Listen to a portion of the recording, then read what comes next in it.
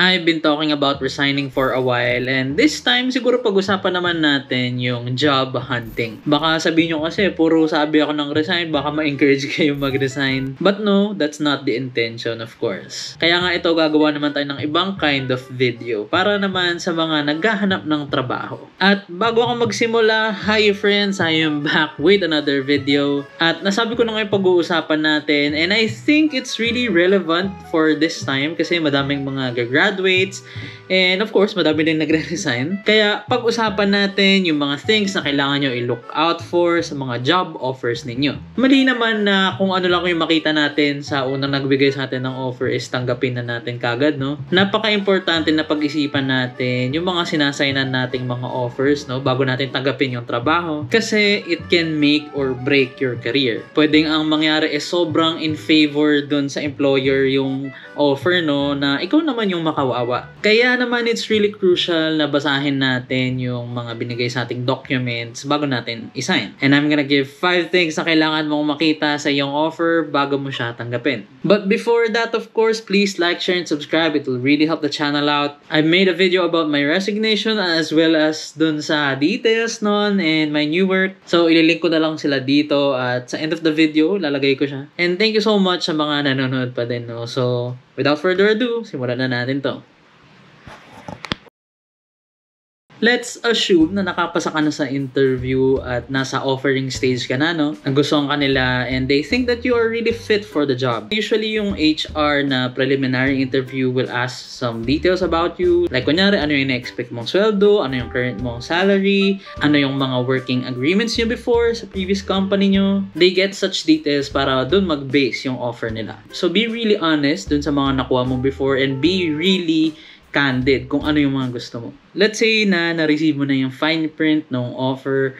Ang una mo dapat tingnan is, of course, yung job role and responsibilities. O baka nagmamadali kayo, baka sweldo agad tingnan nyo, no? Kailangan mo ensure na yung contract clearly defines yung job title. Kasama na yung role, pati yung specific responsibilities mo. Para naman ma-avoid natin yung mga future confusions or misunderstanding kung ano talaga yung ina-expect sa'yo. Like, kunyari, you are offered a junior staff role, no? Pero yung binibigay sa'yo is pang senior na or team lead na mga responsibilities. In that case, hindi na-align yung pinramis sa'yo. Pwede mong ipakita yun sa lead mo or sa manager mo na ito yung nakasulat sa kontrata ko or sa offer ko. Bakit ko gagawin yan? Pwede ka rin ma-assign sa mga hindi mo gusto, which may lead you to be burned out and eventually quit your job. I guess the point is we want it to be really fair with you na ito yung pinramis sa'yo, ito yung makukuha mo. There should be boundaries on what you should do para hindi ka nila ma-take advantage. At ito na yung kailangan yung tignan next. Syempre, yung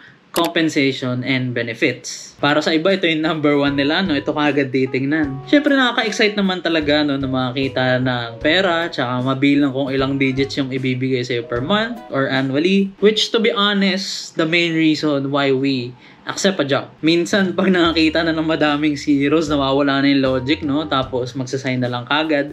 And hindi na take into consideration yung iba namang terms and conditions na nandun sa offer. But yeah, expounding on that, of course, like I said, kailangan natin tingnan kung magkano per month, annually, yung binigay ba nila sa inyong amount is 13 months or 12 months lang. There are some offers na binibigay sa'yo is total na ng 12 months or 13 months, tapos minsan hindi naka-define. So, you need to clarify that. Kailangan na-include doon yung frequency of payments, yung mga performance bonuses, yung mga incentive. Nandiyan din siyempre yung mga benefits package. Like, kunyari, yung mga health insurance, yung mga retirement plan, yung mga paid time off, yung mga perks mo as an employee. Minsan kasi doon nagkakatalo, no? I've encountered so many people, no, na nag-apply.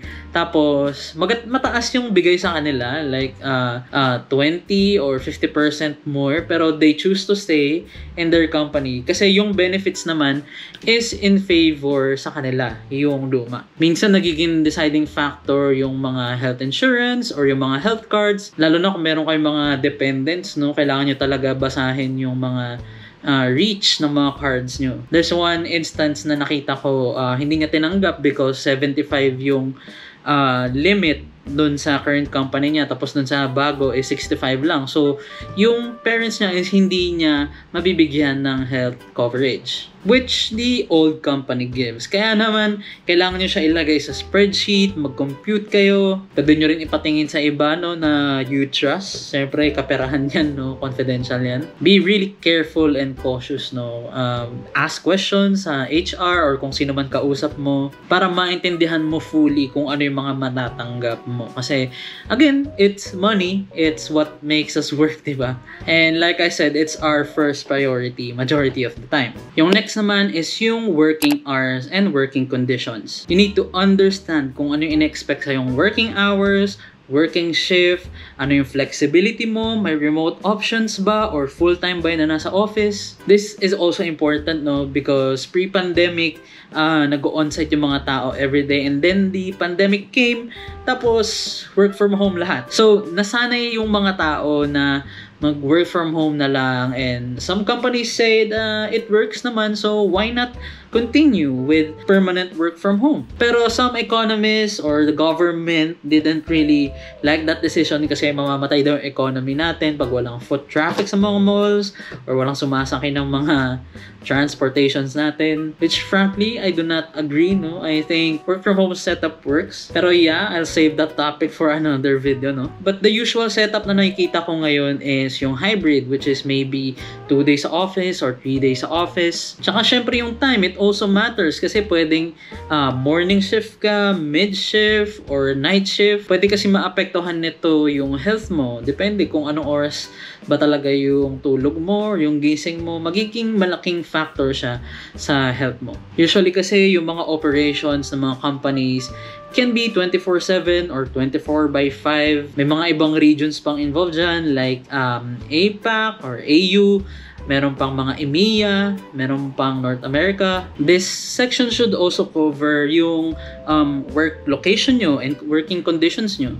Like, saan ka ba i-deploy na lugar? Sa BGC ba? Sa Makati? Sa Pasig? How far would be the location of the office? Pwede bang mag-office sa pinakamakalapit na office kung meron man? Or they define where you get deployed? Yung mga ganun. I can't stress enough yung importance na malaman mo to kasi kailangan mo mag-adjust, no? And you need to know kung kaya mo ba yung mga binibigay nilang conditions sa'yo and yung mga set time or days na kailangan mo pumasok. Ang next naman is yung terms regarding the termination of employment. Dito na papasok yung mga details and conditions in which you can be terminated or dismissed, at saka yung process na rin ng resignation, no? Because of course, companies will have their sets of rules and regulations, things that you should follow, things that you should not do. This is often overlooked, no? Because you focus on the first 3 things, no?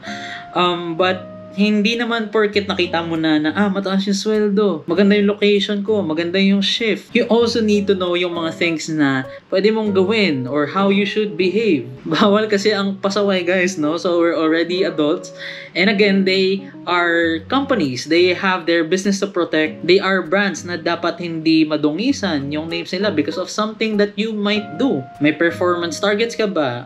Yung mga KPIs or key performance indicators mo, dapat ba mataas? At yung mga boundaries mo as an employee, no? Like, pwede mo ba suntukin yung mga makukulit yung business users or yung mga ka-team nyo na walang kwenta? It should also be in the offer, no? Kailangan mong malaman yung mga bagay na yun para alam mo yung mga pwede mong gawin at hindi. And the last one is to ensure na yung contract includes yung mga clauses ng mga intellectual properties nila and confidentiality. This is very particular, no, sa mga IT companies because most of the time they create softwares na proprietary which they provide to their clients, and kasama na rin yung mga services, no? Baka may mga unique services sila na ina-offer. You need to make sure that you understand what you can share and you cannot share. Medyo related to sa previous item, no, na sinabi ko. Pero understanding these elements can help you make an informed decision kung tatanggapin mo pa yung offer or hindi. Minsan kasi merong instances na merong non-compete clause yung yung offer nyo na bawal ka magtrabaho in the same line of work after this company, or bawal ka mag-start ng sarili mong company na may gantong line of work or line of business. Kasi they are trying to prevent, no, na gayahin mo yung brand nila or yung mga products nila. Tapos by the end, no, nasapawan mo pa sila, no. So, ayun, they're just trying to protect themselves. At yun yung 5 things na kailangan yung tingnan sa inyong mga offer bago nyo i-accept. I know that it's a very short list. Obviously, there's a lot more, no? Pero I think yun yung mga important nyong tingnan. Some additional mentions, no, or bonus things na kailangan yung tingnan is, eto naman mga napaka-specific na like yung mga bond. Meron bang bond yung company nyo? Like in 6 months, bawal ka mag-resign, and if you do, sisingilin ka nila ng 1 million, yung mga ganon. Another thing is yung mga death benefits, no? So, I know it's very advanced. Kailangan nyo rin makita yung ano makukuha ng family mo in case na may mangyari sa yung unfortunate. Usually may multiplier to, no? Like kunyari 30 times ng sweldo, 40 times, 50 times, depende siguro sa organization kung ano. Kailangan nyo rin talaga tingnan yung mga perks nyo, like kunyari may bigyan ba kayo ng free premium account sa YouTube, Netflix, or basta premium subscription, no, sa iba't ibang applications. Kung contractual lang talaga, no, yung end date kailangan nyo tingnan kung meron ba na ito lang talaga, hanggang dito lang tayo mag-work together. Ayun nga, no, marami pa, no, but if you have something in mind, no, so comment down below. Pag-usapan natin yan, no, i-share nyo na rin yan. Let me know if may mga na-miss ako mga bagay na importante. Tsaka kung may mga questions, ilagay nyo lang yan dyan sa comment section natin at pag-usapan natin. So yeah, I hope this video was valuable sa inyo, no? At good luck sa mga nag-a-apply at congrats sa mga nag-accept ng offer. Hopefully, tinignan nyo yung mga bagay na to. At hopefully, in favor sa inyo yung offer na tinanggap nyo. Kasi we should always look after ourselves. So yun, thank you so much for watching. Like, share, subscribe, wag me, and I'll see you in the next one. Bye!